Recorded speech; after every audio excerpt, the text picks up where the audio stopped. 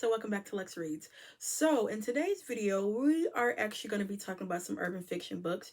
Y'all know urban fiction is one of my favorite genres, and when I'm ever in a reading slump, I will pick up urban fiction books. For some reason, they get me where I need to be. Right now, it looked like I'm trying to get into an urban fiction kick, and clearly I want to read some books.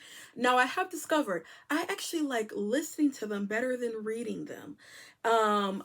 This section right here, that's like my urban book section, and I've read most of those. But what I have been doing, I noticed lately when it comes to urban fiction, and even like romance books, especially like black romance books, I've been listening to them. And like literary fiction and historical and all that, I like to actually physically read. It's really weird, but yeah. I have a list of books that they're in a category of erotica slash urban fiction, and these are books where after I listened to, like the previous book, they recommended, these. So I wanted to share them with you. So I have my phone. I want to get a gist of the synopsis because that's going to determine if I'm going to read it or not. So we're going to go on Audible. For the first book, it says, When a Savage Falls for a Good Girl. That's by Tina J. Now, you know what? I think I read this one or halfway read it. And from the beginning, I actually was liking it. I just need to read it again. I do remember I like the narrating because sometimes where, audiobooks, the narrators, they can like kill the book and it's like I don't even want to read it no more. But I do remember this I actually liked. Also, I think this is a series. It's 3 books in the series. So the first one, like I said, is called When a Savage Falls for a Good Girl. Rhythm Mitchell is a single mother who works, comes home, and spends time with her son. Her last boyfriend hurt her bad, so she's thrown off a man and has no problem with being alone. She stays away from drama unless necessary, and her worst enemy is her best friend's sister, Zahara. Zahara feels like Rhythm has been around too long, which interferes with bonding moments with her sister. Zahara and her sister can't stand one another, but the animosity they have towards one another stands in the way. Okay, I kind of remember this. So, yeah, Rhythm, I know her boyfriend, he was trifling, he was cheating on her. And her best friend, she likes a guy named Cruz Garcia, right? But I think Cruz Garcia is actually messing around with, ooh, with somebody's sister. And I think he got a baby on the way and everything like that. It was some drama and some tea with that. I do remember listening to it where, girl, it was some scenes that was real sexy, okay? I think the girls they got in, I do remember the girls got into a situation with like some money and they end up like dancing for I guess a night and they was doing really good, and Cruz and Rhythm's like guy, they was all angry about it and they like took him off stage and then they was all arguing with them, and the next thing you know they was jumping in bed doing some stuff. So I need to finish this. Yeah, it's only 4 hours and 7 minutes, so I can easily knock that out. Okay, but that's up my alley. That's something I would read and need to finish reading, but I'm going to start it over again. All right, so the next one is What's Really Hood by Wahida Clark. Now, I like Wahida Clark, and this is a standalone because a lot of times she does. Oh, you know what? No. It looked like this is a like anthology. So it's like she edits them. I like books like that. So she's the editor, and then you have like different authors that have written like a story. She actually was like my entry into like urban fiction books. Her Thug series is off the chain. It's 7 books in a series. I actually did a video talking about like some urban fiction books that I like. I'll put it down below. The first story is called Black is Blue by Victor L. Martin. It says, into the life of a corporate woman who falls in love with a thug and finds out just how easy it is to stray from the straight and narrow. That's up my alley. That's up my alley. Okay. This one is called The P is Free by Lashandra Sidbury. 18 and hungry.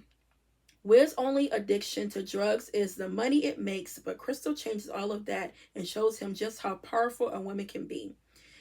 Okay. That look like that's going to be good. Next is called The Last Laugh by Bonita.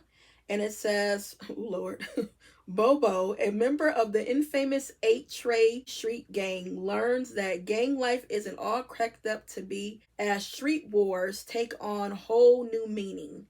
Okay. And then the next is called All for Nothing. It says Sean Trump's tells the story of loyalty, love, and honor as the Point Blank mob is brought to its knees, leaving the crew fighting for their lives and freedom. And then the last story is actually by Wahida Clark. It says Wahida Clark introduces Nia, a woman tired of being disrespected by a man who takes revenge to the ultimate level and making ends meet. Now that sounds good. I like a little revenge story, okay? And then she can really write, y'all. She can write. I know her stuff. She can be real sexy. It almost comes off as not nasty, but some stuff they do is like, girl. Okay. So I think I'm gonna like that. That's only 8 hours and 21 minutes. All right. The next is Naughty and Nasty. Oh Lord, these titles. Okay. Let's type that in. It's by Sabrina B. Scales. And this is a standalone. Two most listened novellas from best-selling author Sabrina B. Scales. So Naughty recently separated. Oh, that's her name? Oh. Okay. Oh Lord. All right. Naughty recently separated from her on again, off again boyfriend Darnell. Nidra Brooks finds herself in the arms of her handsome neighbor. Years of sexual tension finally comes to a head when she seeks and finds temporary satisfaction in Justin's arms. Okay. After the climax settles down, deeper feelings are unearthed, and they stumble into more than either of them had bargained for. Will the two of them be able to leave it in the bedroom or move on? Or will this sexy Christmas gift exchange turn into something more? And then it says, Nasty. Two innocent bartenders are introduced by their siblings with nothing in common but a sexual attraction that they cannot act upon without breaking all the rules. But rules are made to be broken, right? This look like this might be an erotica, contains mature themes. Okay, because girl, all I'm hearing is bedroom. Look, you got nasty story and then you got naughty story. Okay. All right. So that sounds like something I would like. Not even go front. And then the last book is Heart So Reckless by K.C. Mills. All right, let's type that in. Edmund Stokes is a man about his money. Raised by the streets, he is a natural born hustler who plans to secure every dollar that he can get his hands on. That doesn't leave room for much else except the streets. Payson Cross is an epitome of a strong, successful black woman. She has worked hard to make a name for herself with a career that allows her the finer things in life, including the love and affection of a man who truly knows her worth. When fate intervenes, Red and Payson shares one night that changes both their lives.